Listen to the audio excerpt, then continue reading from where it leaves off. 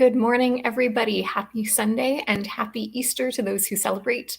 It is Jen from Sundae Baubles here with Sundae Brunch, and I am excited to spend this time with you. Today's topic is all about opals, and we're also going to talk about floating opals, which is one of my favorite sort of pieces of lost jewelry history that I'm very excited to talk about.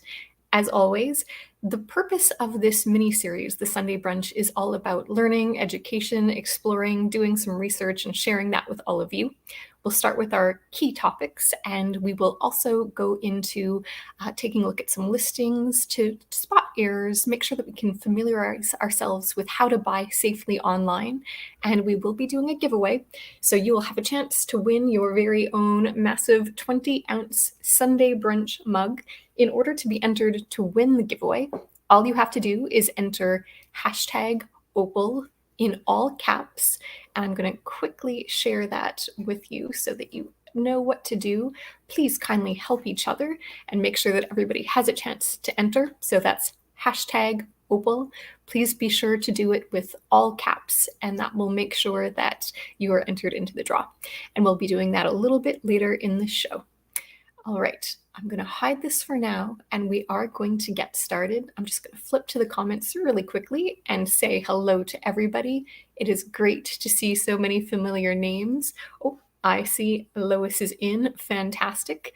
You are entering well, and we are off to the races. So opals are a really fascinating topic. There is a lot of lore around them, all sorts of stories about are they lucky, are they unlucky?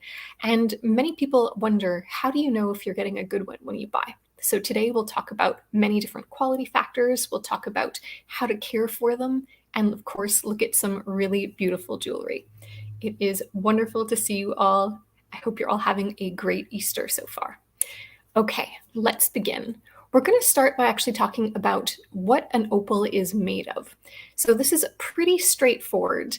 It is a hydrated amorphous form of silica with water content ranging from 3 to 21%, and it is classified as a mineraloid, which is unlike other types of silica, which are considered minerals.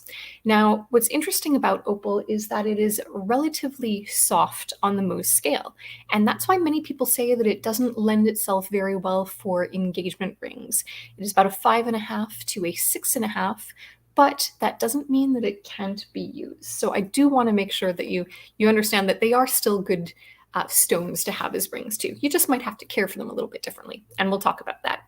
Now, opals have been mined in many different areas of the world, and most of us think of Australia when we think about opals. But interesting fact is that opals in Australia were not actually discovered until the 1840s.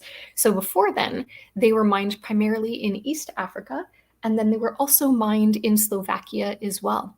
So it really wasn't until later Victorian jewelry where you start to see some really beautiful, vibrant, colorful kind of blue opals or green opals like you're used to seeing.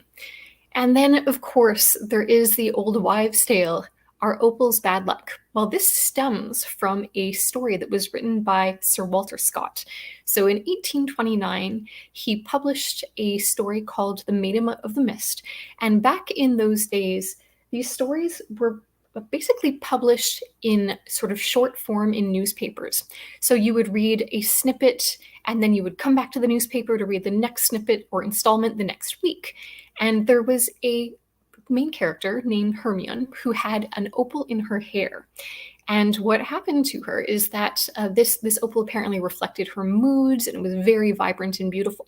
But when it was splashed with some holy water, she got very ill and ended up passing away. And so many people thought that meant that opals were viewed as unlucky, and this kind of started to propagate this tale that opals were unlucky. It turns out that the real issue wasn't the holy water, wasn't the opal. She was poisoned, but many people didn't get that far into the series, so they were under the impression that, opals may be unlucky. Now, this idea kind of perpetrated for a little while, and Queen Victoria and Albert absolutely loved opals, so they tried to do what they could to dispel. Victoria often gifted people with opals, and then she even had a crown made for her by Albert in 1853 with opals in it. Absolutely beautiful. But funny story is that during her coronation, apparently she also had a brooch with an opal that was meant to close part of her dress. And apparently it didn't do such a good job. This is a little tidbit that I found online, and that further added to the idea that maybe opals were unlucky. So despite trying to dispel that, there was still this view.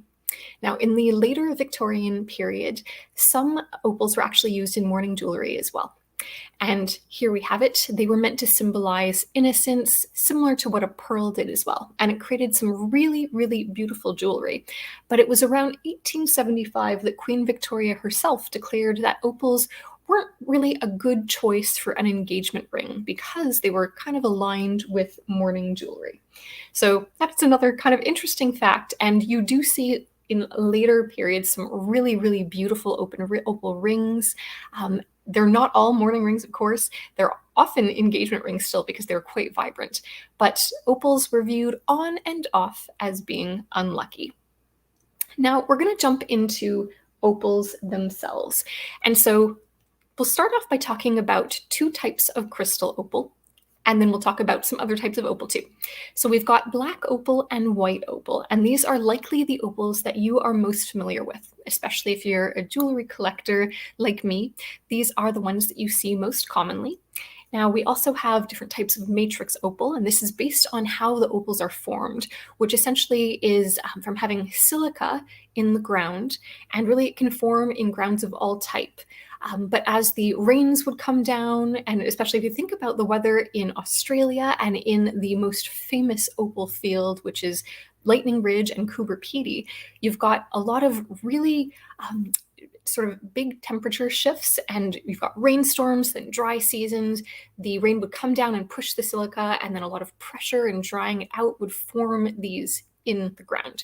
So we've got boulder opals, we've got some yawa nuts, which essentially form as nuts that can be cracked, and when they're open, sometimes they have beautiful rings or other demonstrations of color. And then we've got the Andamuka opal as well. And in terms of other types of opals that you may have heard of, there are fire opals, jelly opals, and willow opals. Now, willow opals actually form in Ethiopia, and we're going to talk a little bit about them because they are a little bit unique to some of the others. But first, let us touch on opal body color. Now, there are many factors that come into the value of an opal, but opal color is one of those important pieces. Now, you've got some semi-crystal, which are almost transparent, and I will show you an example of that. You've got a gray, which looks almost blue, white, and light. Now, different backings or the body color of the opal is actually going to influence how vibrant the flashes inside can be. And so, when thinking about the value of opal, the more color you see, generally it will go up. And that's where black opals are incredibly prized, because their body color, because they have a darker color, really allows that flash to show off and show through. We've got black opal. That is sort of your typical most vibrant, the one we associate with Australia. There is black crystal opal, which is more transparent. There's semi-black, and of course, there is boulder black as well. So really beautiful opals. Now, one thing I do want to jump into is looking at some Australian opals, and we have some beautiful videos as example. These are polished but from rough, and so here is one small handful, and these are not on the darkest scale, but they do allow you to see the color. And the material that is around an opal is known as potch, and I'm going to show you another view of this because based on lighting, you can actually see colors in opal better. Opals are notoriously camera shy. So if you have ever tried to take a photo or a video of an opal, then you are probably familiar with exactly how hard it is to get the color to show through. Now, opal body color can also range in other colors or color ranges. We've got orange, we've got an orange crystal, which is typically the fire opal. We've got brown crystal, and then we've got blue and pink as well, which is really sort of an interesting assortment. They do truly come in all colors. So Now we're going to take a look at Wellow opals. And why these are a little bit interesting to me, especially, is because they are hydrophane opals, which means that while they look a little bit more transparent, they have a lot more water content in them. And I've got videos of this as well, which will actually allow you to truly see the color.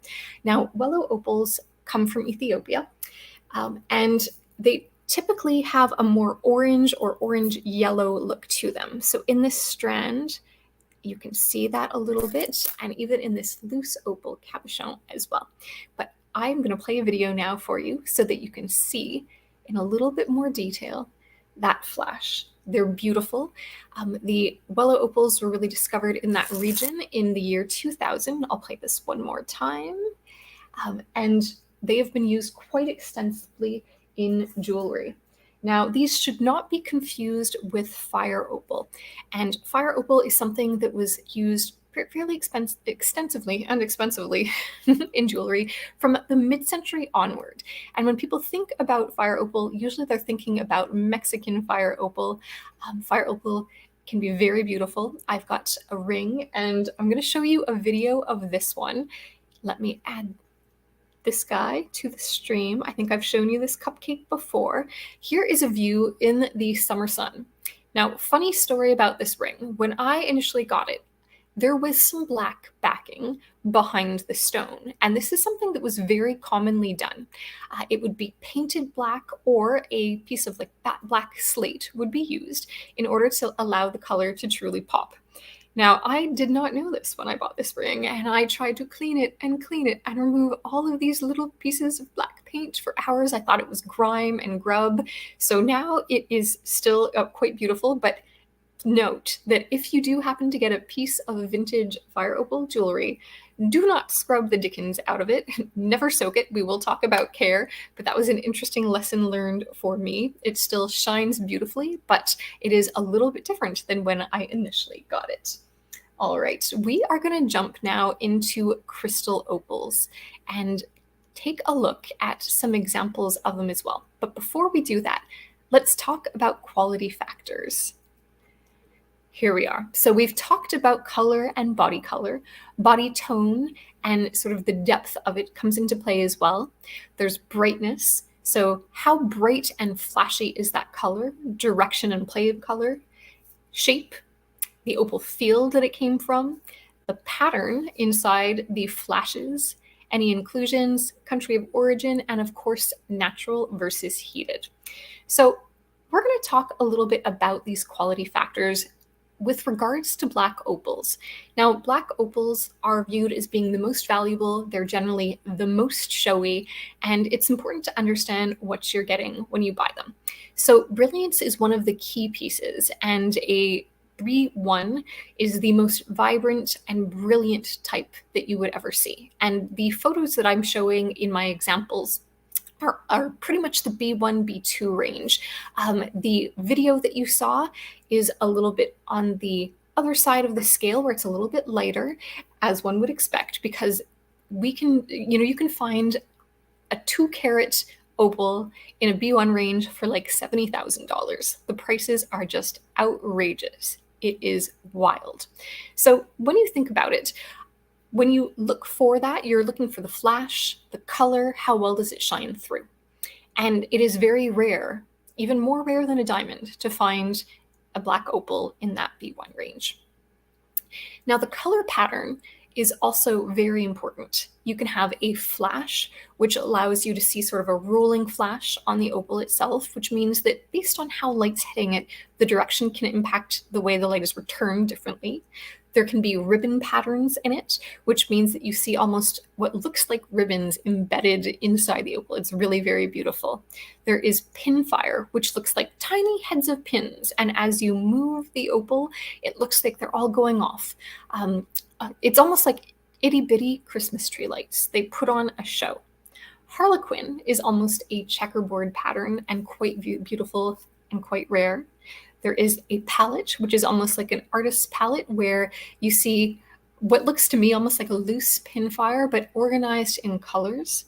There's Chinese writing, which almost looks like writing from the Matrix. And then there is a straw pattern that looks like a bed of straw in different colors. So there are many different examples, and some of these are more rare than others. There are, of course, many other examples too of patterns. So honeycomb is another one that can be found that looks truly like a range of honeycomb. And so when choosing an opal, you really want to be choosing it based on personal taste, based on what the budget can afford, and of course, understanding what it is that you're buying as well. Now, there are imperfections in all opals, and in black opals, I do want to talk about some of the imperfections that you may find and how they might affect value. So, cracks impact stability. In my opinion, one should rarely buy an opal that has a crack. That is different than, say, having a sort of sand or gypsum embedded in it. That will simply mean that you still see some of that rough.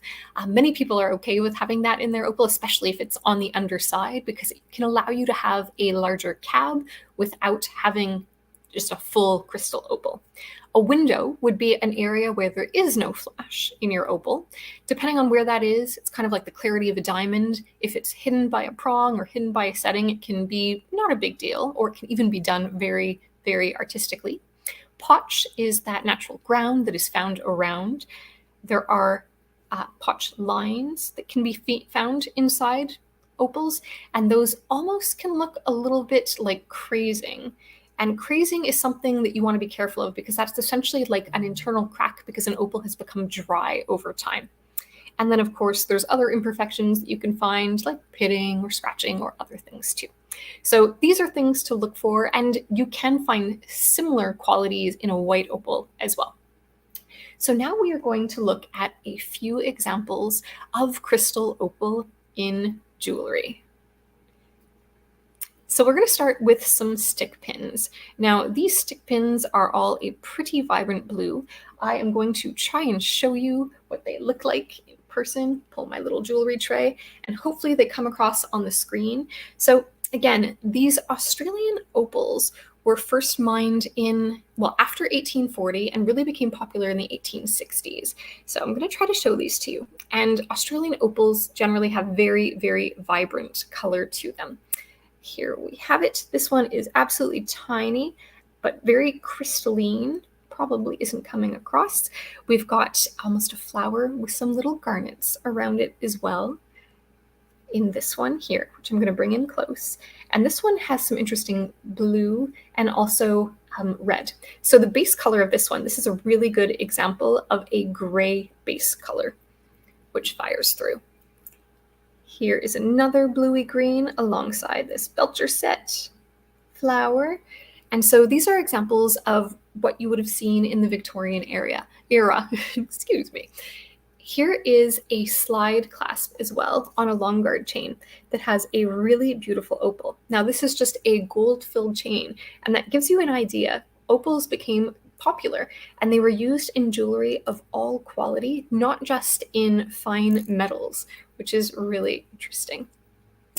All right, I'm going to show you another pin now. I will show it to you in hand, and then I will show it to you on screen. So this is a small trefoil style, almost flower or branch. And so this one is from about 1900. Flip it around so that you can see the back. What's really interesting on this pin, and this is something to look for in closures, is that it almost has like a double, I call it the double stabber on this end. Nope, I was right the first time. There we go. Do you see this piece here? That was meant to almost add like an extra grab into your clothing. So you would put it on and then you would give it an extra dig. So you can find these on stick pins and you can find them on brooches, and that helps you date them, usually to around the turn of the century. I'm going to show you now what this looks like in a photo. This photo does not do the opals justice. As I mentioned, they can be quite camera shy. But again, this is around turn of the century when opals were almost being rediscovered and people really started to look for them and love them. Now, next up, we have another crystal opal. And I really wanted to make sure you all got a good look at front and back of this one. So when you are buying an opal, you should not pay as much for a doublet or a triplet as you would a full crystal opal. So you can see from front and back that this one has an opal that is solid. It has no backing, it has no cover on the front. It really is a solid opal. And this is another old piece, probably from around 1910 or so. And it is beautiful. It's got good fire to it. And something to look for in older pieces is almost a like rounder cabochon cut. So if you have a flatter cut, and we will look at some examples when we look at listings, those generally are later. So if you look at these, or if we look back at the stick pins, and I'm going to remove this for a moment, you're looking for that round cabochon type look to it.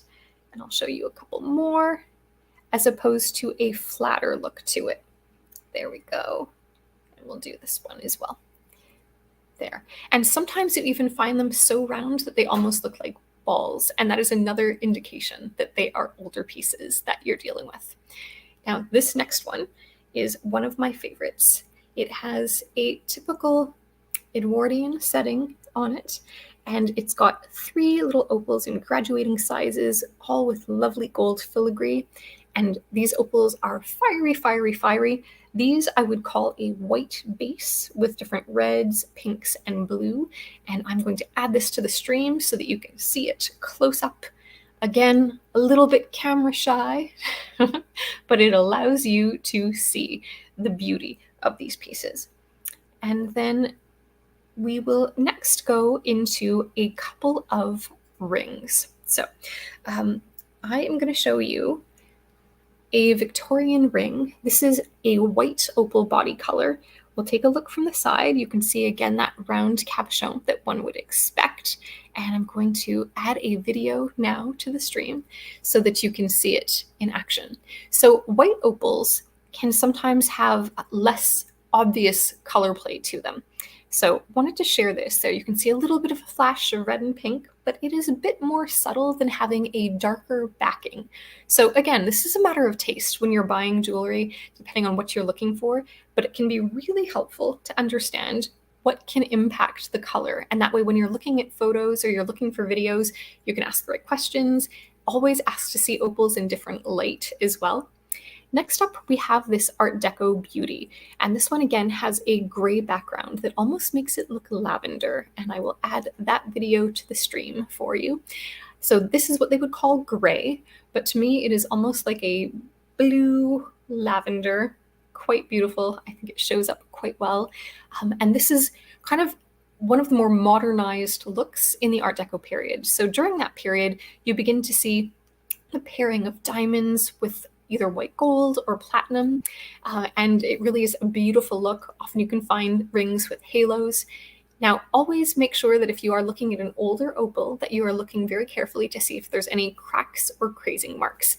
And we will look at some examples of crazing, but they almost look like a gray cloudiness with a crack through it. So that would be what you want to stay away from, because that means that there's a little bit of damage to that stone and it is a little bit weak. Now, a crystalline crystal opal that has no color to it looks like this mid-century ring here. And I'm going to share a video with you. It allows the flashes to show through, but this is not a jelly opal. So let's take a look at it now together. There, you can see it. It is almost transparent. We'll allow it to play, and you can see the different colors that are deeply embedded in that silica. Quite beautiful. So if you really love a flash that's almost see-through, this could be an option for you, to look for a very crystalline with almost no base color to it. Or you could also find potentially a Welch opal as well, because those you can get like a clear jelly one. Usually it's a little bit more cost effective than the crystalline. And then the last thing I'm going to show you from this segment on jewelry is going to be these earrings. So these earrings are a really good example of some cabochon opals that are a little bit older. So these are vintage, that were cut in a way to maximize the color of the opal. No matter what the light is, these shine, although they do shine differently. And I'm about to show you a video that exemplifies why you want to see opals in different lights. Indoors, under natural lights, incandescent, different light treatments can actually have different effects. So let's take a look at these together. So here they are indoors with just some light coming in from the side, and then I'm going to move into more direct sunlight, which kind of allows them to flash in a different way. Perfect. So that really shows you the beauty of the opal. Now, opals, while more readily available, were still not available to absolutely everybody. They were expensive gemstones. So I do want to share a fun story with you and a fun example of jewelry, which is the floating opal. Now, floating opals are really, truly something magnificent. And here you have an example from Horace Welch. Now, these were first created in the 20s, and let's take a look at the history and the history of the maker. There's a lot of controversy around these. So Horace Herbert Welch was a mechanical engineer, and he was born in 1897. And initially he had quite a few patents for engines, and he truly focused on his mechanical engineering. Well, somewhere along the line in his career, he developed a patent for something that he referred to as simply a gem. And what this gem was the floating opal. He had found a way to essentially create a bubble, almost like a snow globe, and add some beautiful pieces of white opal inside with another solution, and it allowed them to float. So these were first introduced in 1921.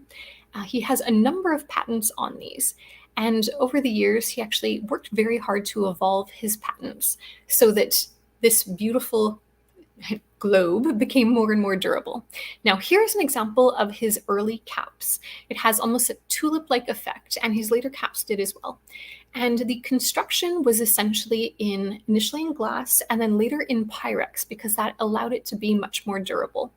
And some of the innovations that he brought was this double globular shape.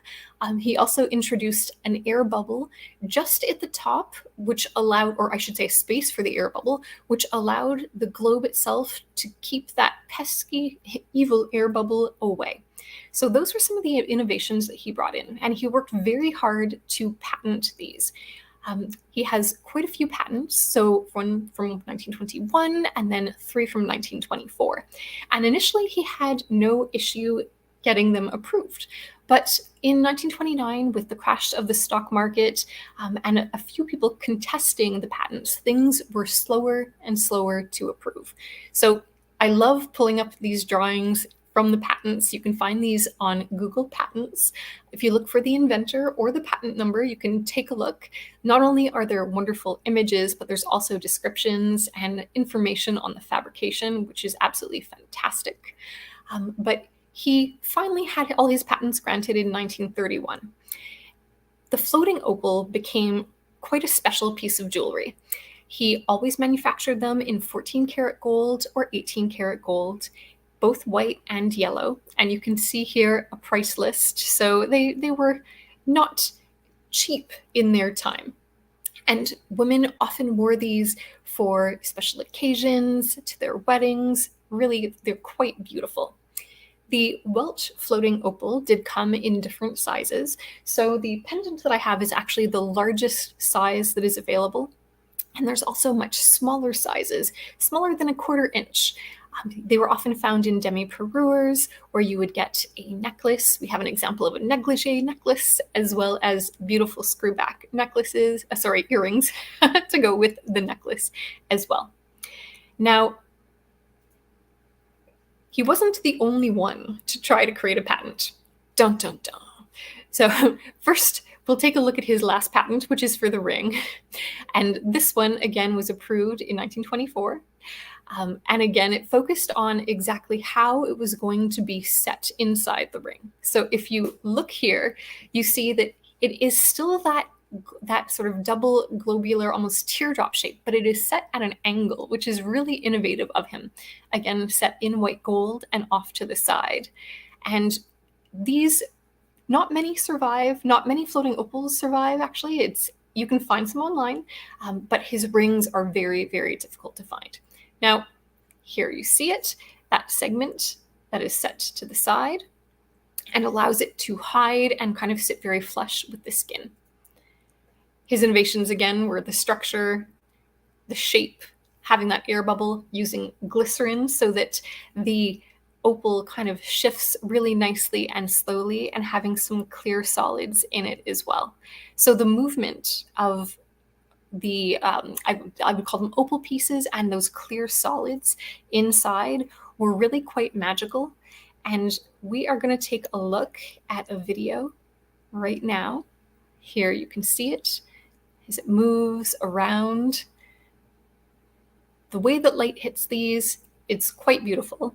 His claimed fame was that essentially these opals would look almost visually to the eye like a single large opal, which was not attainable to most, and it was meant to be relatively inexpensive. So if you turn it to the side, you can see that snow globe effect. It moves very slow because of the glycerin, much slower in that than anything else.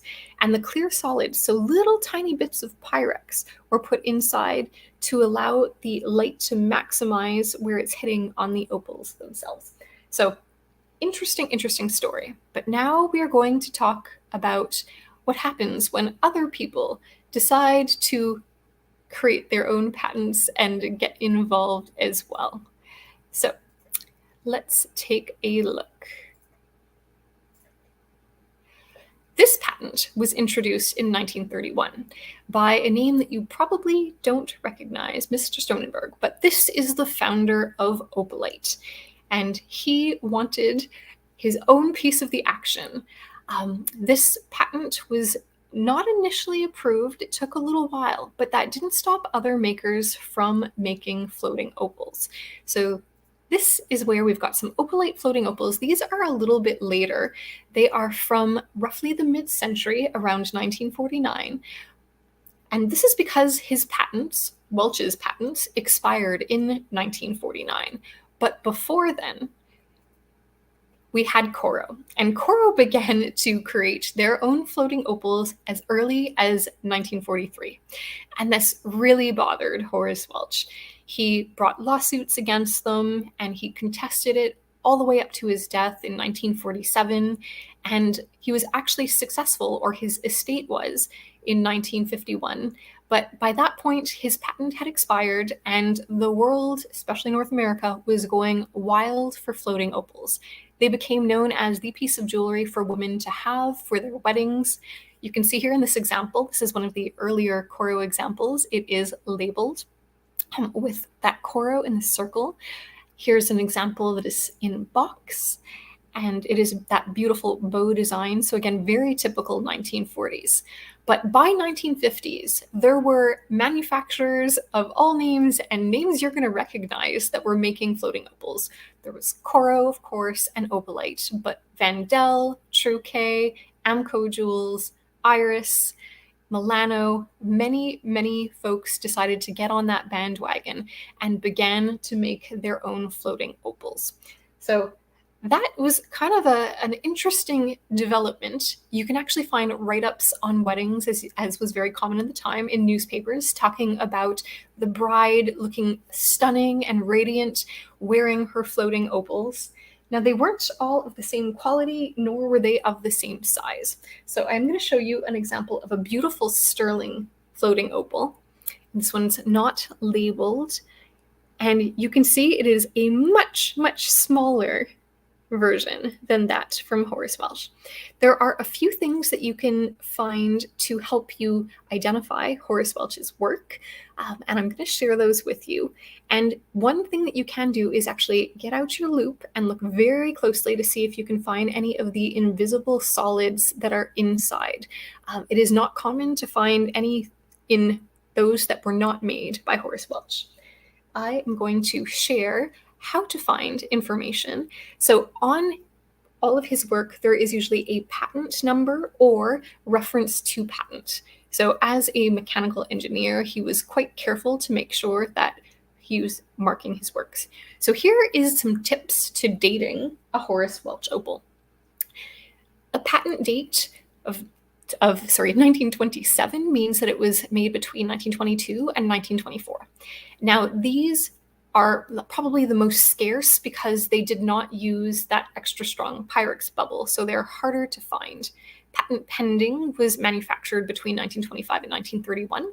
So as you remember, he filed all those patents for his improvements in 1924, but again, they weren't approved until 1931. Then we've got some patents that were filed and approved as of 1931, and these are his last inventions, and then fully patented would be 1932 or later. So if you are in the market and you do want to make sure that you are getting a Horace Welch floating opal, then that would be the way to go about looking for information. Now, it would not be right to talk about opals without talking about synthetics. And so we are now going to look at some examples of rough synthetic opals.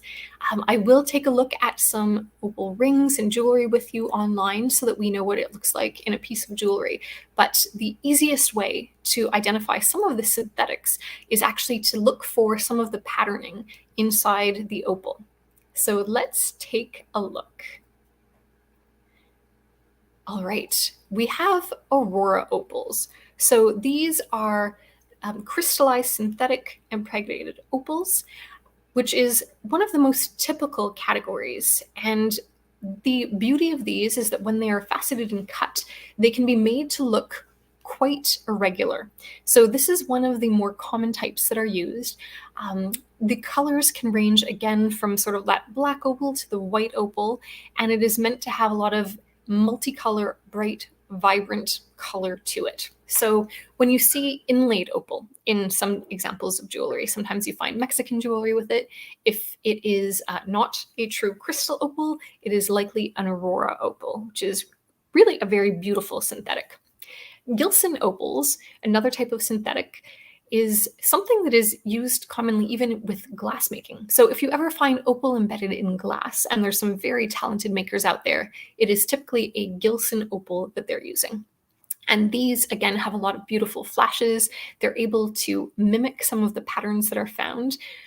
And for these, it is a little bit less those long lines that you find, although if you take a look, depending on how they're cut, you may be able to identify the banding in it. We've got, again, that non-directional synthetic impregnated opal. It is a mouthful, but this is one of the types that is used most frequently because it is very, very stable. So works extremely well in jewelry. It's not prone to cracking. It has less water content in it, and that is what we do need to worry about with opals, and especially with our hydrophane opals. So this, again, lends itself really well. And again, because of its sort of the way it's created, it allows for a lot of different types of flash to come through, which looks the least manufactured. And then finally, there is a sterling opal synthetic. And this is something that looks a little bit more like a rough. It has a very interesting combination of using the same structure of a genuine opal, but it is much, much less expensive and generally has less flash than what you would find. So some interesting examples to look at for sure. And we are going to talk a little bit about caring for opals. Now, as mentioned, the water content matters a lot. So before we jump into that, we're going to talk about, what type of opals do you come across? A solid crystal opal is sort of what is best of breed, best case, but having a solid opal can be expensive. So there were some things that have been devised, and this has been done for almost a century with other gemstones, where you create either a doublet or a triplet. And what that means is that you take a slice of the gemstone and you apply it to a base. And opal doublets have been commonly used since the 1970s. And usually they're backed with a dark base because that allows that beautiful flash to show extremely well. Now, a doublet would be adhered to the back, and a doublet would have a slightly thicker slice of opal than a triplet would. The top is truly opal crystal, and the back could be anything from onyx or slate or a man-made material. It's really important not to submerge your doublets or your triplets, and that's because they risk compromising the structure. And if you get water in between the opal and the base, what can happen is the opal itself becomes a little bit cloudy and it can become more prone to cracking and breaking, which is not a nice look. And with a triplet, and these are known as sort of an even more economical way of doing an opal look, you would have a cap, often of rock crystal or of glass, over top a sliver of opal, and then that dark base. And again, this is not something that you want to submerge. If you do, you will run into some trouble over time where it becomes cloudy. It almost takes on like a gray-blue look, unlike my ring, which is that crystalline kind of gray blue. The Art Deco one that I showed you, this gives you a really cloudy look, which is never something that you want. You want that flash to be able to show through. So here's my do nots. Do not soak your opals. Don't use an ultrasonic cleaner. Don't steam clean, and really don't do anything that subjects them to serious temperature changes. So that's really why you don't want to use like a steam clean where it's kind of shots of hot water that are going at it. They are porous. Again, you also don't want to be soaking them because they will suck up the water, and our hydrophane opals, like our Welch opals, actually can become more colorless and lose some of their vibrancy as they soak up the water. When they begin to dry back out, they will show their flash again, so not to fear if you happen to do that, but it is not something that we want to do. Instead, what we want to do is almost treat them gently like a pearl. Wipe them with a soft cloth. You can use warm soapy water, but do not soak. Again, sort of dip, rub, be careful. Store those opals separately from each other. So in your jewelry box, you don't want them rubbing up against each other. And you do want to ensure air circulation as well. So opals can dry out. Now, you don't want to soak them, but you also do not want to have them sort of sealed up in something that is completely airtight, that would not allow any air and sort of any of the natural humidity to surround them as well. I will add one thing for those who are worried about the idea of severe temperature changes. Something you wouldn't want to do is leave your opal in the window. So let's say you have a kitchen sink that has a window facing the outdoors, and maybe you live in the Pacific Northwest and it gets really cold, or the Midwest. Don't leave your opal jewelry there while you're doing the dishes. Instead, take it and put it in your jewelry box. That is a much better place. They apparently can last up to 2 weeks in the freezer. So if you're having it shipped to you, don't worry, but don't put your jewelry in the freezer either. I know a lot of people recommend that, but it is not a good idea. All right, I am going to pause for a moment and catch up on some of the chat. And I am also going to just throw up the banner to make sure that everybody has a chance to enter #Opal, and wish you all a happy Easter. All right, I am catching up. Beautiful. I hope you're all doing well. Do we have opal fans in here? I hope so. Thank you for entering. Okay, so today what we're going to do, we're going to allow you to all continue entering the draw for a little bit. I am going to show you some listings with opals because there's some interesting information that I want to share. And I do want to point out what crazing looks like to you all. And I also want to show you what a more modern opal cut looks like too, to help you be able to identify what this can look like as well. Yes, we do have opal fans. Amazing. Thank you. All right, I am going to now share gem.app. I've pulled up a few listings in preparation for you all. So let's see how this goes. Share screen. Here is the first one. So in this example, this one they've called an Art Deco style ring, and that is not incorrect. And what I want to draw your attention to is the shape of the opal itself. It is a shallow cut. So we're going to take another peek in a moment at what that more Victorian cut looks like, where it has almost a bulbous top to it, whereas these examples are a little bit more flat in the back and shallow in nature. This is a great angle to see it at. And again, this kind of a sterling setting, it is definitely an Art Deco style, but having that much mill-grain in this style is a later reproduction for sure. So this allows us to see sort of that non-bulbous sort of component or shape to the opal. There we go. And you can't really see other than in this photo here. This is sort of the best one to show you how it's a little bit flat. So I'm going to stop sharing and then I'm going to bring my stick pin to your attention again. So a rounder example would look something like this. All right, let's take a look at the next example. We will look at another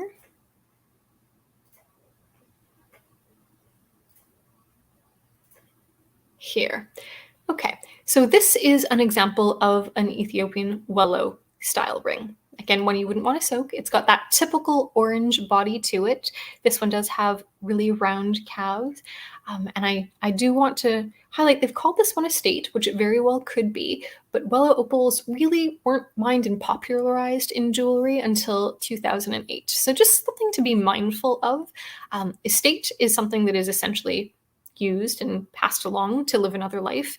Vintage should be reserved, in my mind, for things that are 50 years and older, although many say 30.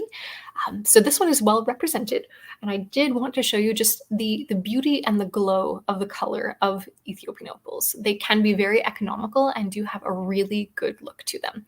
So this allows you to see that they can have sort of that blue-purple flash as well as all of the other colors and can be quite beautiful.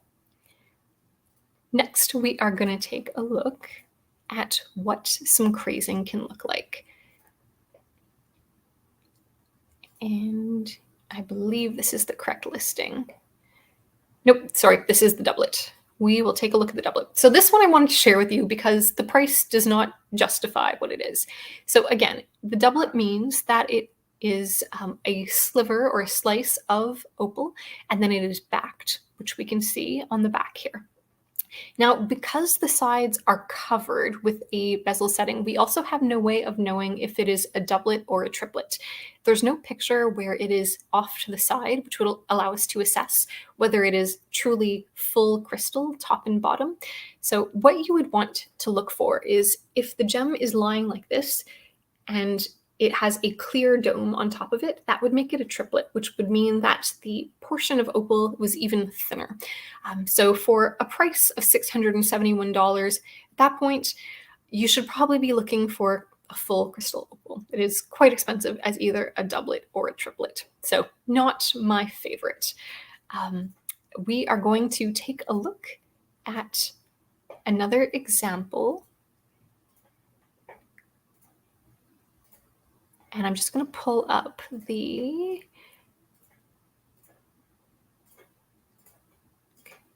we go. I'm going to pull up an example of an error that is inside a listing. So for this one, they've called it a vintage Art Deco opal ring in sterling silver. We've got some white opals that don't have a whole lot of play of color. Again, they're kind of flat cut. We're going to see if we can take a look at different angles here so that you can see this. Note how it's sort of a flat cut. This, aside from just the general style, is indicative that it is not a true vintage Art Deco ring. They are trying to tell us it's Art Deco style. That's a bit of a stretch too. But you would not expect to see this type of a shank on an Art Deco ring. So this is pretty typical of reproductions where it's full and thick at the top. In an Art Deco ring, and I will show you in just a moment what you should be looking for in terms of the gallery. It should be much more open. And again, that flat cut is not what you would be expecting. For that price point, if you're looking for repro, not too bad. So here's what we are talking about. Do you see how it's kind of cut out just under the shank? This is typical of what you're looking for in the gallery of an Art Deco ring. So that's just something to keep in mind in your shopping travels. And we will now take a look at another example that is being called a Victorian Australian opal ring. And let's take a look together. If you are familiar with this style, you know that it is a Thai princess harem ring. And they've claimed that it's Australian opal. There's really no reason to think as such, and it is certainly not Victorian. This style of ring in particular was something that was brought back around the World War II period from soldiers to their sweethearts. So it is very beautiful, but not necessarily as represented. And that's where we are calling this one out today in terms of listing errors. That shows us all the angles. And again, this is an example of where, if you were in the market for an opal, it would absolutely make sense to request for extra videos or photos so that you could get a real feel of what things look like in all different lighting conditions. So we will stop sharing that one. And we are going to now look at one more example of a synthetic ring. Let me share my screen with you. Now this has exactly what we saw with some of the synthetics, where you're able to see the lines in it. The listing is correct. They were very clear that it is a simulated opal, colorful. The price is in line with what one would expect to pay for a simulated opal as well.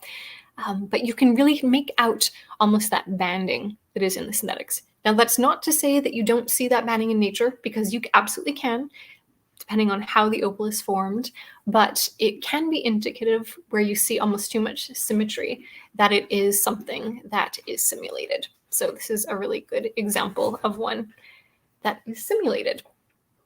All right, now next up, what I want to share with you is one of the deals. So as we started doing last week, we were looking at a few special deals that you could potentially take advantage of, and I've got 3 for you today. One is going to be an opal ring, and I'm going to pull that up in just a second. But first, I've got 2 from some of the sellers in our community. They had some really amazing items that I wanted to share with you all in case there's interest. And let me bring those up for you in just one moment. Here we have, I will stop the scrolling because it is a little bit distracting. There we go. We have an Art Nouveau sterling Vesta. So this is essentially a match safe, and it is absolutely beautiful. The repoussé work is on front and back, and it is only engraved on one side, which you could have polished out if you want.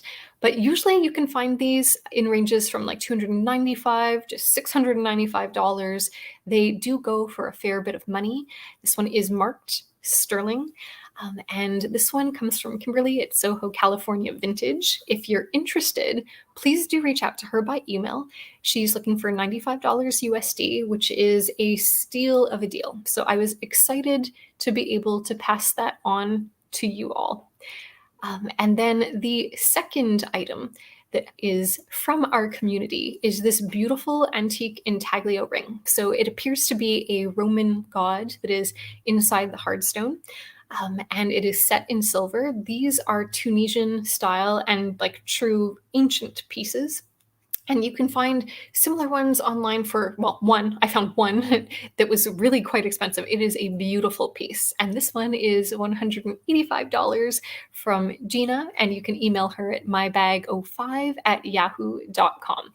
So if you're in the market for anything like that, those are definitely 2 really beautiful treasures to consider. You can reach out to me if you need me to remind you of what the emails are or play back the video, totally up to you. But what I am going to do is pull up now a deal that I found on an opal ring. So this, I'm going to start sharing one of my browsers, and I'm going to pull up the Etsy app.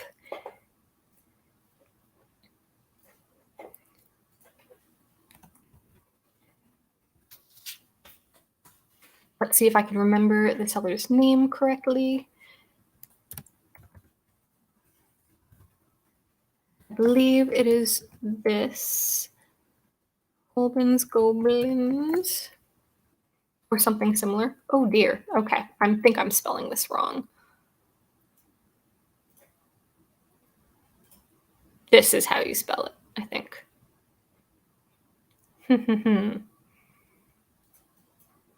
All right, well, we're going to start off by going to gem.app. See if we find it there.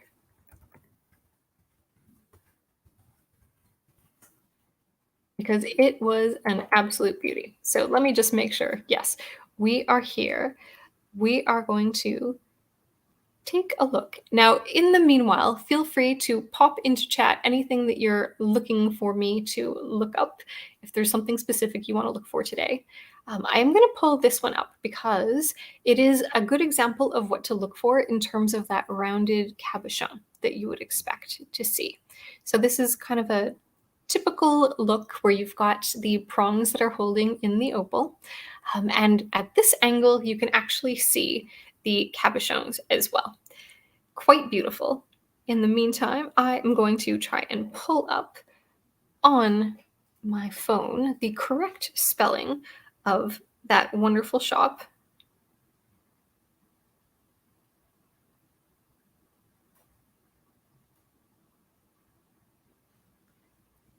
And we will take a look at some more beautiful opal rings. This one's quite beautiful as well, interesting setting. Again, with Wello rings, Wello opal really becoming popularized around 2008. I don't know that I would call this Victorian.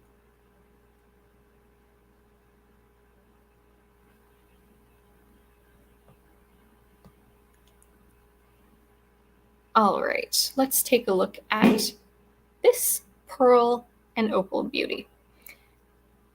So again, this is a very popular look. You can find Victorian rings like this, and at 305 Canadian dollars for 14 karat gold, not a bad price from Totem Kitten at Etsy. So feel free to check that out. Now, you may want to ask for some more videos, again, to see the vibrancy of both of the opals, but also just to make sure that the nacre looks good on all of the pearls. All right, and I am going to attempt to look up that shop again for us. So let's try to go to Etsy.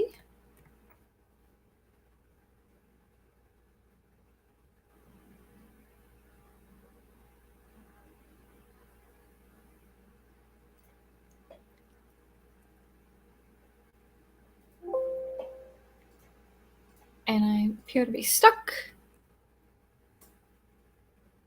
And the shop name is Whole Bin.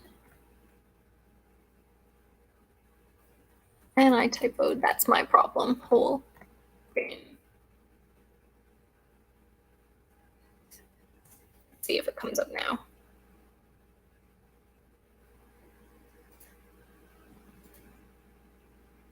There we go. Okay. So the ring I was hoping to show you here was an opal ring that hit right at the top for 671 Canadian. This is a very beautiful Victorian ring. And so this one has great color play. I'm going to play the video. And you are not seeing the video. So I am going to have to stop sharing and reshare again. Thank you for bearing with. Here we go. Hopefully now you are able to see.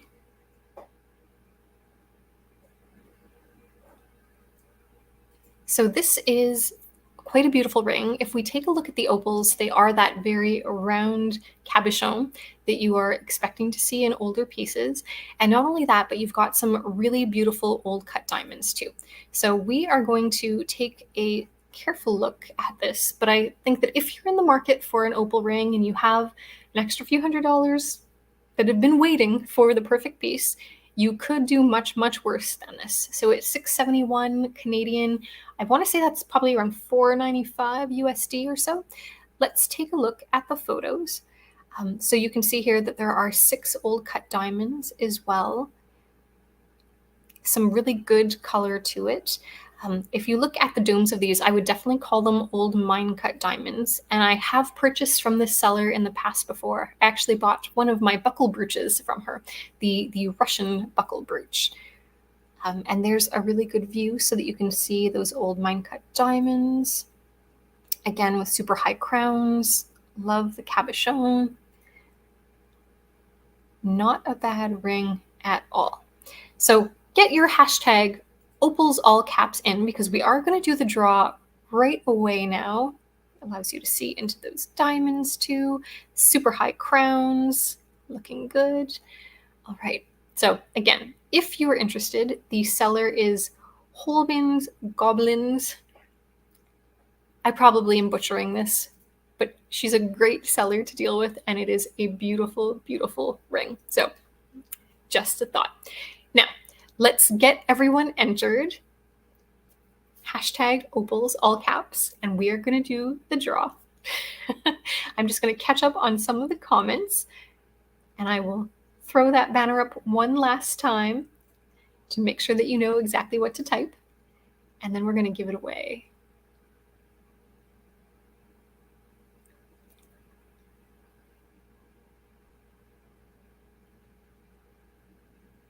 I love opals too. Absolutely beautiful. All right, I think I'm all caught up. Please do enter the draw, because we are going to, without further ado, head over and do that. And in the meantime, if there's something that you'd like me to do some virtual shopping for today, please don't hesitate to request it in the chat. We'll do maybe 20 minutes of virtual shopping or so, browsing, looking for some deals. The reason that we're going to cut it a little bit short today is that it is my husband's birthday, but I have some good news for all of you that want to be doing a little bit more virtual shopping this Easter Sunday. Sue at Denim to Diamonds and Gina will be co-hosting a sale together at 12 PST, which is 3 p.m. EST. And I'll put that link into the chat as well. So no need to miss out. I'm going to double check on the opals and make sure that we have entries in. It looks like we are up to 39 entries now. So thank you for getting that in. I am going to just double check that everybody has done it well. Thank you, Kim, for the happy birthday for my husband. We'll try to make it a good one. Okay, I am going to now share the Opal giveaway screen, and we are going to do the giveaway. Let's do it. Here we come. Giveaway tool on its way.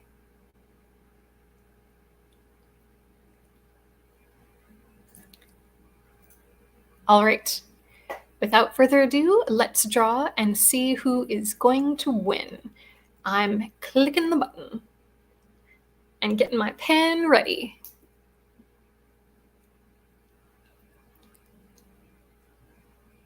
And it is Cindy Rowe. Congratulations. All right, Cindy, you are the winner of the fantastic 20-ounce Sundae Baubles really large mug. It will be shipped to you completely free of charge. Please kindly get in touch with me at sundaebaubles@gmail.com. I'm going to take down the banner for now because we've now completed the draw, and I'm just going to make note of that as well. So again, that is sundaebaubles@gmail.com for Cindy, who is our winner. Congratulations. And we will be giving away a mug at every Sundae brunch. And I do actually have a special birthday party for myself coming up at the end of April. So stay tuned. Details are going to be unveiled, but you will have a chance to join me and to win a prize that contains gold and diamonds. So it'll be a good one. All right, let's do some online virtual shopping together. Does anyone have any special requests? We can definitely look for some opals. We can look for anything else that you're in the mood for. It's always a lot of fun to see what it is people want to find, and I'm happy to give you my running commentary about, what I think is a fair price or a good deal.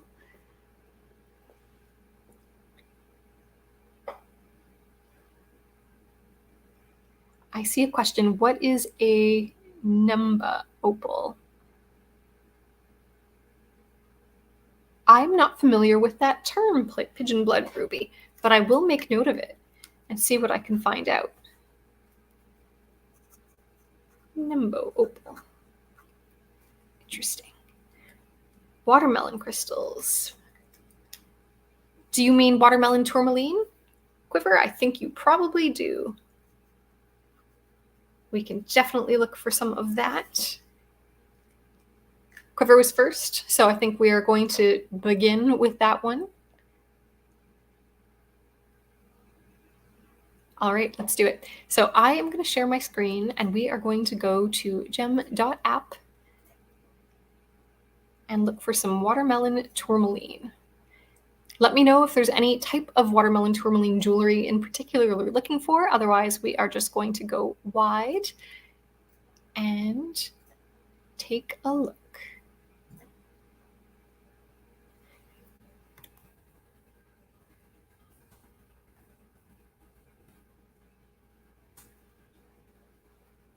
Okay.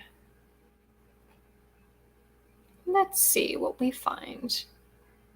There's a really lovely slice in terms of a pendant here. We'll click on that for a second. Not inexpensive. We'll keep going. Again, we'll try to find something in the way of a deal. Now these, it looks like this person has a couple of simple watermelon tourmaline rings available. That's actually not a bad price at all, because sometimes the cost of watermelon tourmaline is not cheap. These are small. I love it when people put a coin or something into their shots so that we can really see the detail. I'm just going to check back briefly and see if there was a special request. Search for floating opals. You bet we can definitely search for floating opals too. Okay, we are going to keep looking.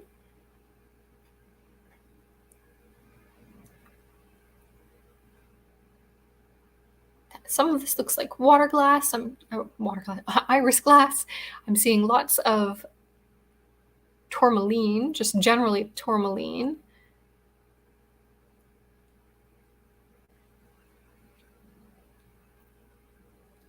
Now, what's interesting is one of the most economical places I've ever seen watermelon tourmaline is actually on the shopping channel, which I think it's like QVC. In Canada, our QVC is called the shopping channel. I'm going to keep scrolling and see what I can find. This is a beauty, but that is a hefty price tag for it.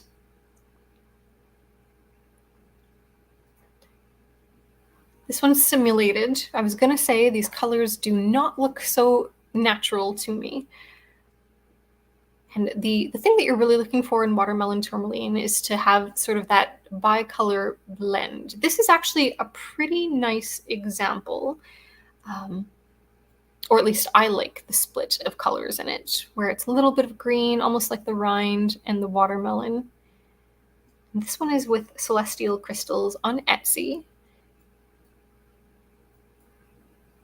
Not inexpensive, but has a nice stone to it. Let's keep looking and see what else we can find.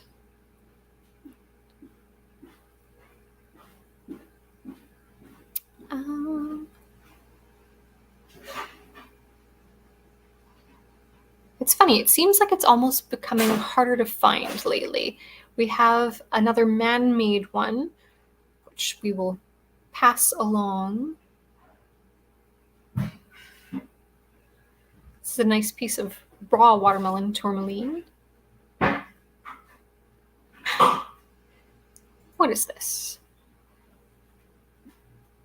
We have an STS Chuck Clemency watermelon tourmaline white sapphire ring in sterling for $9.25. Don't know if this is simulated or natural. The colors look a little bit oversaturated to me.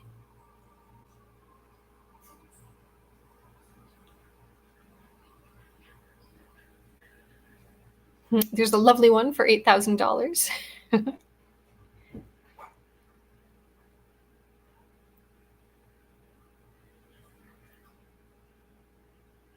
All right, let's keep going. Well, there's definitely some really interesting high-end ones. This one, for example, which has a diamond studded in it, shaped like a face.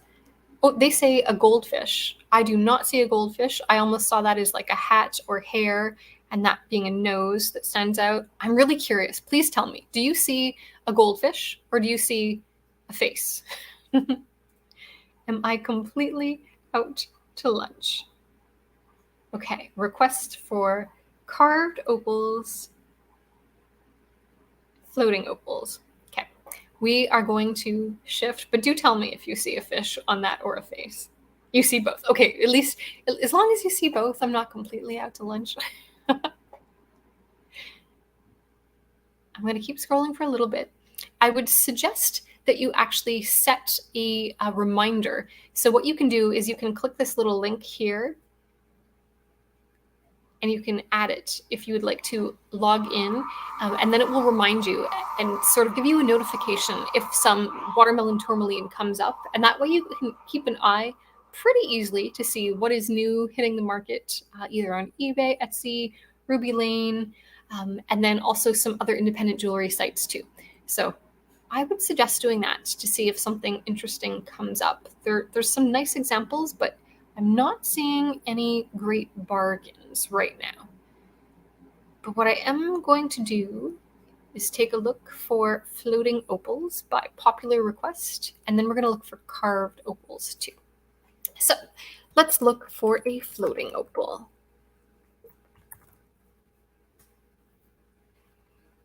All right. So there are a couple examples here where it looks like you can take your pick of size. Now, one thing to do, always go into the listing for floating opal and make sure it's very clear whether it is gold filled or gold or sterling, because they did come in all different types of materials by different makers. So for example, in this one, they're saying that they do have some gold filled and some sterling, and you would be able to go and kind of take your pick of them. And of course, with the different sizes, price ranges will vary as well. So it's really important because there are certain sellers that are selling, like this one, for example, for $881. These are, I believe, gold from Trademark Antiques, but there are others for around $300 or $400 that are not gold. So it's good to know what it is you're getting. This is another beautiful example. Let's take a look. This opalite example is one that is not going to be in solid gold for 936 Canadian dollars. So just keep your eyes opened. Okay, this Vandel set for 176 Canadian dollars, which is roughly, I would say, probably 130 US dollars, is not a bad price. Let's go in and take a look at these photos closer. So you can see here that you've got the earrings, you've got the pendant as well as a chain. Something to look for in floating opals is close to the cap, whether or not you see any kind of glue residue, because you don't want to see a whole lot of glue. We're going to take a look. They show us the signature, which is nice. And now we're getting in here. So on my computer, I am seeing some glue residue that I don't love around this, and even more here. Yeah, there you go. Now, when you're looking at, for example, the gold examples from Horace Welch, you definitely don't want to see any glue on that. With the construction, this set, I would say, is not bad, but it's a little bit expensive for having the glue displayed like that. So always click in, always look for those details. The things that you don't want are air bubbles and glue. Let's see what else we can find. This is also a very sort of popular type of finish, is the, I call them almost the diamonds setting. And again, just take a look to see what that fabrication is, because some are finished better than others. As mentioned, they've become very, very popular. This coloration of a floating opal actually means that there's been air introduced, as we can see by this large air bubble.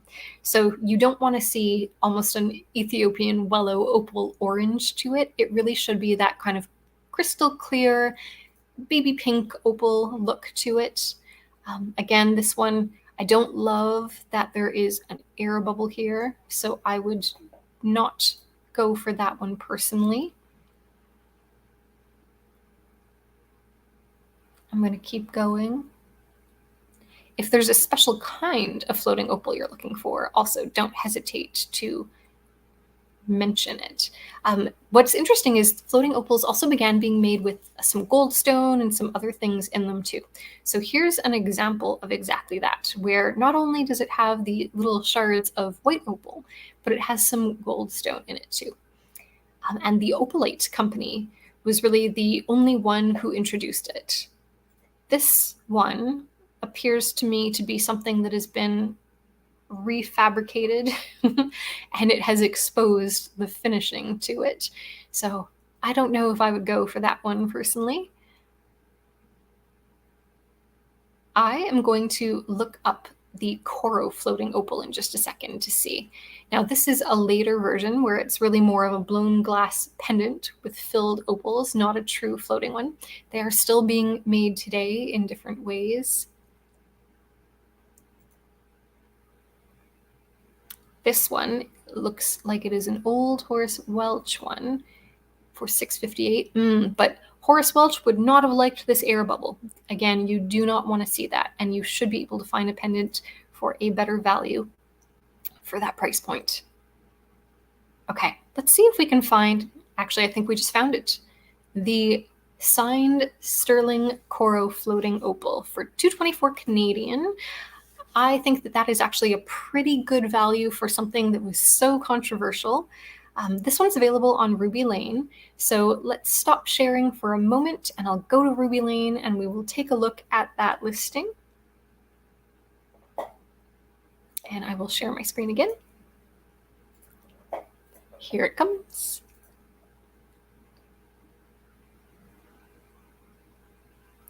Here it almost comes. It is still loading. There we go. Okay. Oh, wrong one. It was still loading, and that did not work at all. Let's share the Ruby Lane screen. So the seller, so 165 USD. I'm going to make this just a little bit smaller. It is the Vintage Costume Jewelry Company that has this one available, and it looks quite nice. Again, they know what they have, which is why you're paying a little bit of a premium, but it is at least in sterling. It's got quite a nice brooch and shape to it. So if you would love a piece of sort of controversial jewelry history, here we have it. It says that it's prettier in person, which is my experience too with these floating opals. In excellent vintage condition, a little of the gold plating is worn a couple of spots, the main one being in the back by the cartouche. And it sounds like it is a fairly large drop on it as well. So this is a nice one. I'm going to quickly pop back in and look at your comments.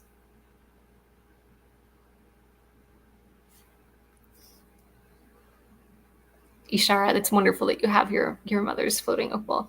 Yes, and Gina, you are right. Some people do call mosaics floating opals.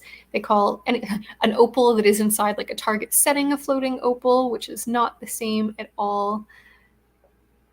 All right. Yes, they do go for crazy prices. Every once in a while, you can find one at a bargain. Also, look on eBay. You can sometimes find bargains there. We are going to keep looking. I will actually eventually offer my sterling floating opal, so stay posted. And I'm just going to keep reading. All right, I know that carved opals were something that we were looking for. So why don't we take a look for carved opals now? I will reshare my screen again.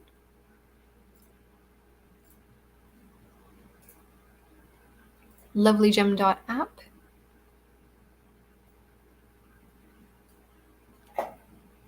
Yes, it's a good idea to keep your eyes peeled. You will eventually find a good deal on one. You may eventually find.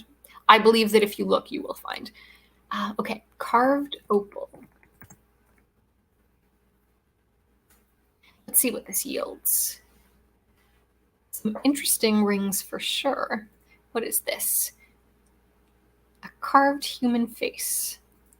This is quite interesting.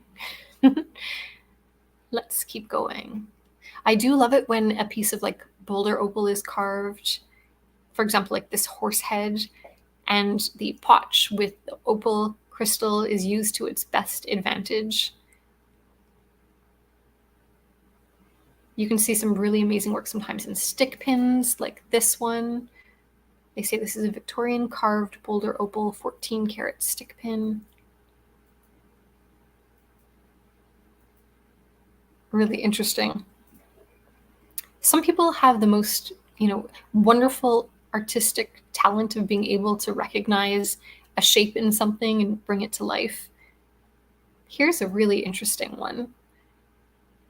Again, they say this is an Australian boulder opal, carved American Indian pendant, and then set with some gold as an arrow. When you do look for opal, you will come across everything from opal light, opaline, some boulder opals. We're going to keep going and see what else we can find in terms of carved opals.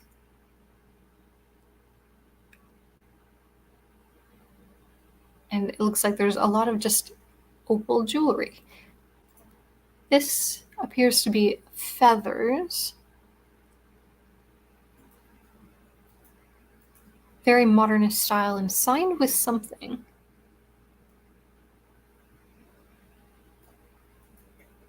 I wonder if it's the artist or possibly the location for the opals.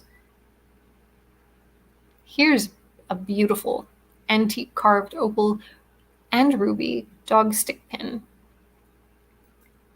I would love to see a video of this one. I bet you it shines amazingly. So here's another really good example of why you want to be able to see something in different lights. From here, it looks like it does have either like a white or possibly light gray base to it. More white, I would say, but it looks like in the right light conditions, it glows beautifully. This one is on eBay right now for the mere price of $5,000. Perhaps one of us will win the lotto and we'll be able to go on a little spree. So this is where it really does pay to do some shopping around. This is a beautiful vintage ring, but the price on it is significantly higher than that one that we were looking at earlier. And then this one is fairly beautiful as well. Again, you can see those very, very round cabochons. And it looks like there's some pretty good fire, but always make sure that when you're buying like an opal ring, for example, with multiple opals, that the opals are a good match for you, that you're happy with the different colors and the different fire and the way they light up. So that's another reason why I always like to ask for videos, so that I can make sure that things have the most impact. Because I don't know about you, if you've ever gotten something in the mail which wasn't quite as expected, it can be a bit disappointing. And most sellers love nothing more than to help you make sure that you are making the right decision and you're getting the right piece for you.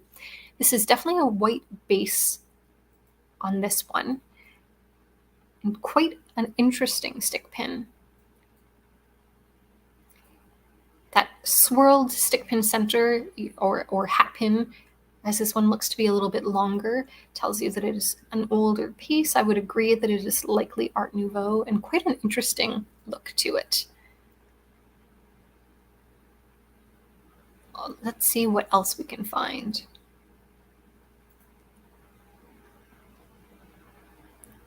There's an interesting 3D carved cameo ring, also on eBay.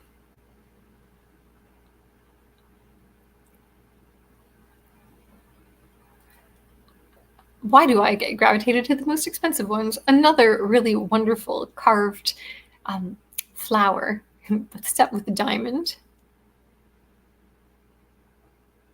If you like the cluster look, this is an estate ring. Now, another tip, if you are buying a piece like this that has multiple opals, because they are brittle, remember they're only 5.5 to 6.5 on the Mohs scale, always make sure that you zoom in and you're checking to see if there's any chipping or if any of the prongs aren't properly holding these opals in. Again, this one is being called Estate, which I agree. Notice that it has, again, that flatter, more shallow cut to it and that flatter backing. So this one I think is meant to be kind of a Victorian revival feel, but it is not antique. They're not claiming it to be antique, but just look real close and make sure that you're not seeing any chips, because you can find some chips on pieces like this. This is what I love to see when it is supposed to be full crystal. You should be able to kind of see that backing, see through. And we will keep looking.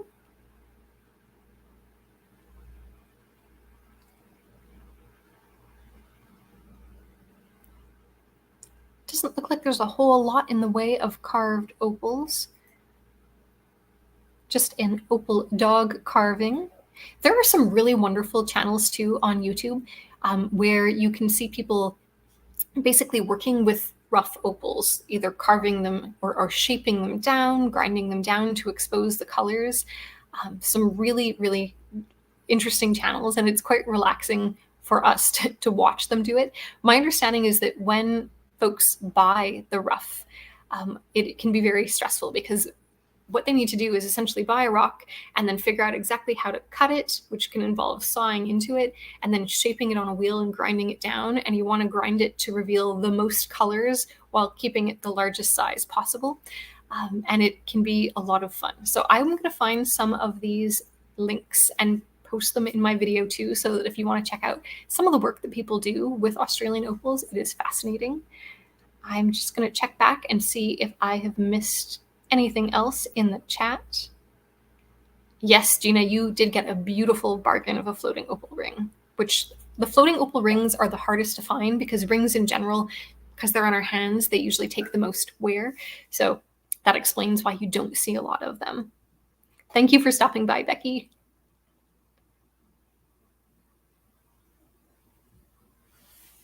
Jane is recommending a specific terrific guy in Australia called Black Opal on YouTube that's fun to watch. I wonder if that's the same person that I watch, because it's great to see them hunting and then shaping and carving, and then when you see the finished product too, yeah, it kind of opens your eyes to the amount of work that goes into these pieces that we all love so much.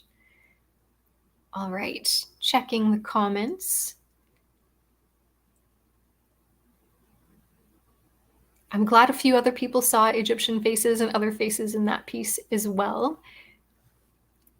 Is there something else that you would all like me to look up today? I can do this for a little bit longer before I need to make some breakfast for the birthday boy. Yes. Gem cutters, lapidaries, they truly are talented. It's a science and an art.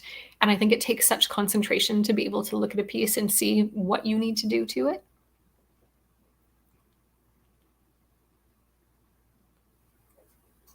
And I'm checking in the chat. All right. While you think about what last thing we will look up today, I'm going to give you a heads up that my next live Sunday brunch is going to be on the 23rd of April. And before then, I will definitely announce what the birthday extravaganza is going to be this year, and you will all have the opportunity to be entered to join along in the fun. The prize will be something, a piece of jewelry that contains gold and diamonds, so I am very excited for that. So please do stay tuned, and I would love and appreciate a thumbs up and subscribe to the channel if you're not already. An electroform silver necklace. You got it. Okay, that is what we are going to look up as our last item. So I am going to, again, reshare gem.app.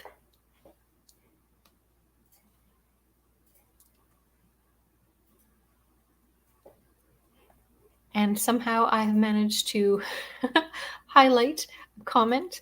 So let's do that. To gem.app we go, electroform silver necklace. Let's do it. True form, silver. Okay. If there's anything more specific you're looking for, please don't hesitate to call it out. I'm going to click on this one first because this is a really beautiful example of an artisan made, and as they say, huge, organic, brutalist electroform Israel sterling silver statement necklace or brooch. Well, well, well. I do love a piece that can be worn in multiple ways. I would imagine that if you were wearing this as a brooch, you would want to use my trick of backing it with something behind. So what I sometimes do is I take like a makeup remover pad and I cut it so that it has just one rectangular piece, and I tuck it inside my shirt when I've got a heavy brooch, and it kind of adds like an extra thickness to the fabric so that it can hold heavier pieces than the shirt fabric alone would be able to do. That is an interesting piece. Sorry, I clicked off it very quickly. Vintage Prairie Gems Etsy is where this one is at. Super large and in charge. I'm going to keep scrolling. This is an interesting Taxcoat Eagle sterling silver electroform ballerina rose necklace.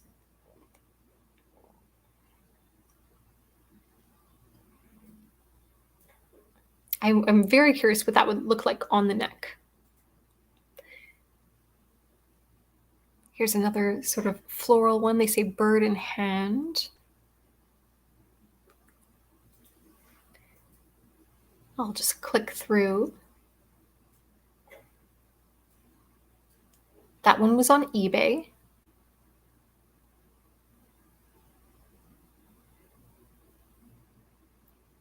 Lovely little starfish set with clip-on earrings, also on eBay. There's something about the set that feels just so smooth. I am going to click in on the next one. Let's go here. Bat AMI sterling silver electroform collar bib, signed Israeli artist. 90 grams. That is not a small piece. I'm just going to pop into the chat.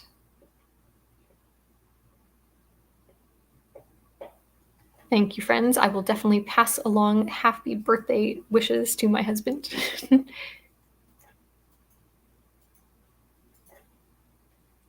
There's some really good details on this. So there we can see the signature.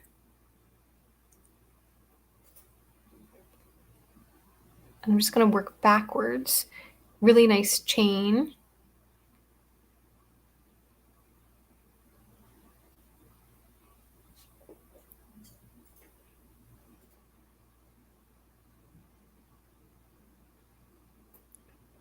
Beautiful.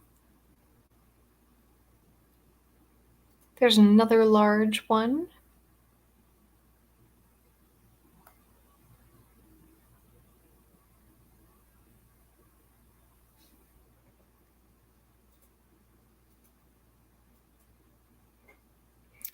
Who would like to describe the process of electroforming jewelry for our audience?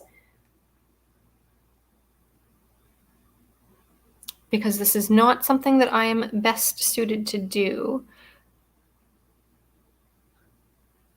My understanding is that the way that it is done is essentially the artist sort of controls where they're forming the metal and kind of around a piece in order to shape something. And so they have control, but it's also a little bit of an organic process as well. I'm going to, you're still learning too? Are you learning how to electroform metal? Because that would be fascinating.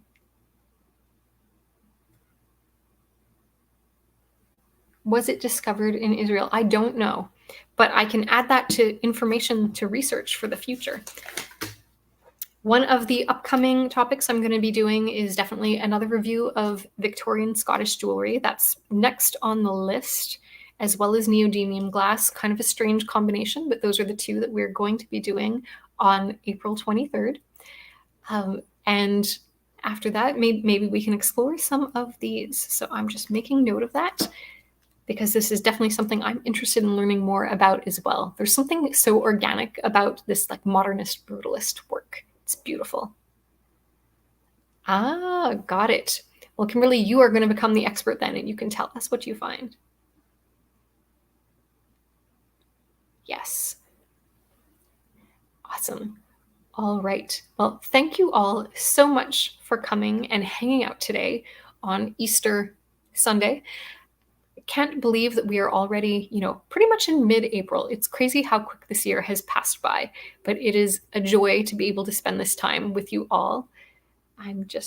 You'd like to see a process similar to soldering. Yes.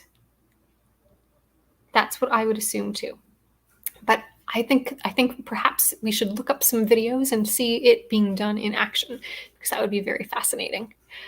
All right, so my homework is to add a few links into this video to some of the opal cutting, polishing, and the process, which is fascinating. And I will make sure that I do that. And then I will prepare the thumbnail to announce the next Sunday brunch, which will cover Victorian Scottish jewelry plus neodymium or color changing glass. And I will be announcing my birthday extravaganza. So that is going to be it for today. Thank you all so much for coming to join. It has been an absolute pleasure. And feel free to reach out if you have any questions at all, or if you have a topic that you would like to see covered in the future. It is sundaebaubles@gmail.com. I hope you all have a wonderful Easter, and I will pass along your birthday wishes, and I'll see you all again soon. Thank you so much.